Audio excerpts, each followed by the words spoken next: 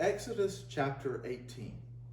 Moses had just brought the Israelites out of the land of Egypt, and Jethro, his father-in-law, brings Zipporah and her two sons to Moses.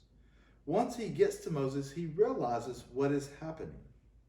The people of Israel are coming before Moses, and he sits all day listening to the people, inquiring of God on their behalf, and helping them with their difficulties.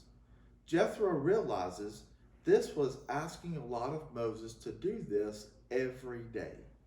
Verse 17 tells us that Jethro realized this was not good for Moses, or was it good for the people of Israel? So Jethro gives Moses a suggestion.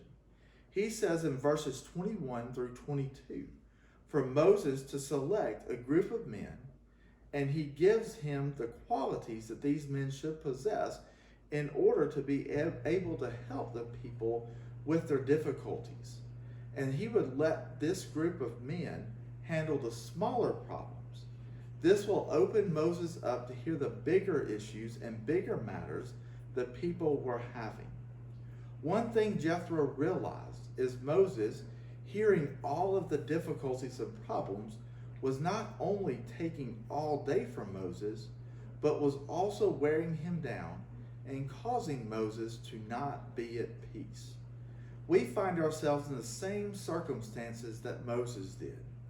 We find our peace being taken away because we are taking on too much and spreading ourselves too thin. Moses was being burdened by worry.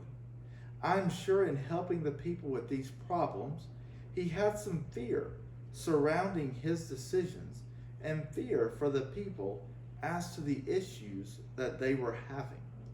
With the people complaining from the onset of the journey, there would be times that Moses would be off by himself, regretting the decision to take on the task of leading the people out of bondage.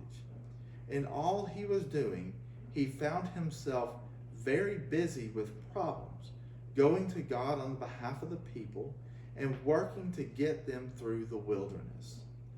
These four things, worry, fear, regret, and busyness, are things that will take peace from us as well. We find ourselves being so preoccupied with activities, our own problems, or the problems of others, that we let them get the best of us. Psalm chapter 55, verse 22. Cast your burden on the Lord, and he shall sustain you. He shall never permit the righteous to be moved. The psalmist in writing this reminds us all of the refuge we have in the Lord. We have the ability to cast all of our cares on him. We can go to him for comfort when we are in fear of things going on around us. We can seek resolve when we feel regret and look to him for guidance when we find ourselves being overwhelmed by the things going on in life. My challenge to us today is to use our relationship with the Lord to help us find the peace that will make our days brighter and easier. Peace does not mean to be in a place where there is no noise, trouble, or hard work.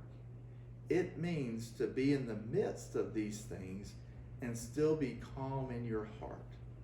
Allow the Lord to take our burdens and give us a spirit of calmness.